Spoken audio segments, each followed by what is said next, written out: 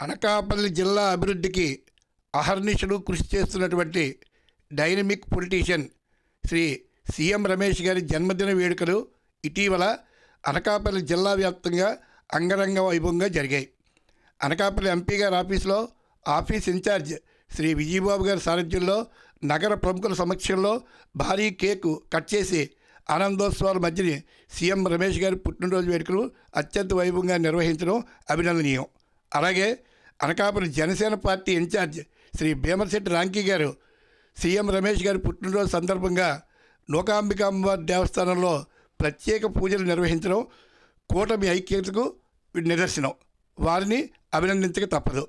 అలాగే రమేష్ గారికి ఉన్న పలుకుబడి ఇంచుమించుగా మన ఉత్తరాంధ్ర జిల్లాలో ఏ రాజకీయ నాయకుడికి లేదని చెప్పాలి.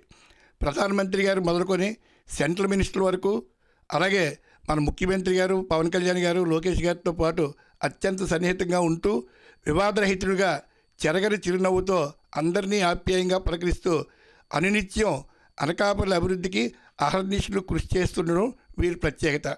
ఇటీవల రమేష్ గారు తన కుటుంబ సభ్యులతో అస్సాంలోని శ్రీ కామాఖ్య అమ్మవారి గుడికి వెళ్ళి ప్రత్యేక పూజలు నిర్వహించి లోకా సమస్తానం సర్వే జన సుఖనోభవంతు అనే ధోరణిలో కూటమి ప్రభుత్వంతో పాటు తనను నమ్ముకున్న అనకాపల్లి జిల్లా ప్రజలందరికీ కూడా శుభం జరగాలని మనసారా కోరుకుంటూ ప్రత్యేక పూజలు నిర్వహించడం వారికి అభినందనీయం.